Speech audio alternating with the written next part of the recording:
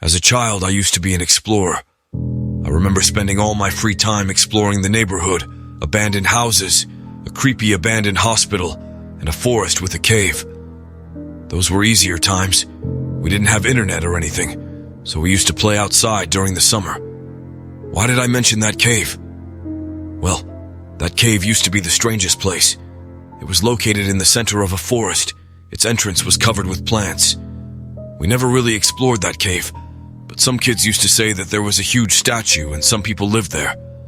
Since I'm unemployed now, I don't have anything to do but sleeping, drinking, and smoking heavily.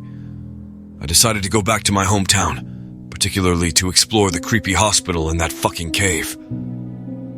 I stayed at a friend's house. She's been my friend since childhood, and even though we trust each other, I didn't tell her that I was unemployed. That night, at 2:45, I went out of the house. I decided to go to the cave first, because the creepy hospital was nothing but an abandoned place, and the cave was a place I never explored.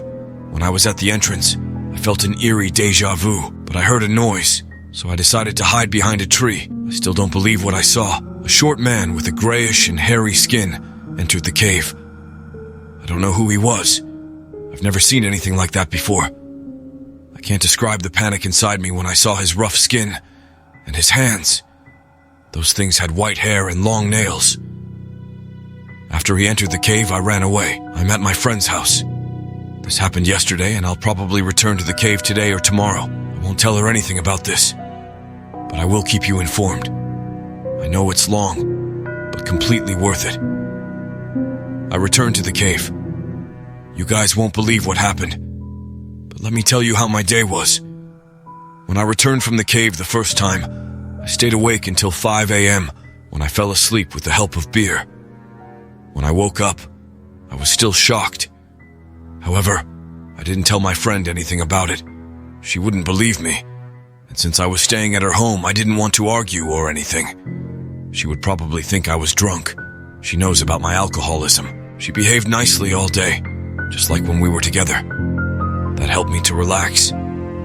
Even though I was thinking about other stuff, I decided to proceed with my investigation because that cave has been in my town for centuries, and nobody said anything. I mean, I've been living in that town, and that thing, or things, have been lurking there for God knows how long, and I didn't notice them. At night, at 2 a.m., I went to the forest. After smoking a cigarette, I decided it was time to continue. When I arrived at the place of the cave, I decided to hide between some bushes. I waited like forever for one of those to arrive. Just when I was about to light another cigarette, I saw two of them come out of their fucking cave. The moonlight allowed me to barely see their faces. I wish I didn't. Their eyes looked like green balls of glass covered and protected by eyelids. Their noses were like the nose of a mouse or rat, covered in dirty hair. Their bodies had a lot of hair and they wore green tunics. The tallest one was 4 feet tall, and they grunted and made guttural sounds to communicate apparently. They also sniffed frequently. They wandered around the entrance of the cave for a couple of minutes, the longest minutes of my life. After that, they went for a walk in the forest. I decided to follow them. They knew the forest better than me because they found their source of food immediately.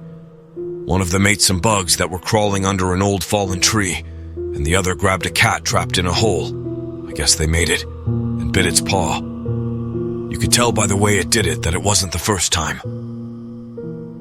After they returned the cave, I returned to my friend's house and drank almost a gallon of vodka that I brought from my house. Thanks for watching this video. Hope you enjoyed it. Please subscribe our channel and click the bell icon for more interesting stories.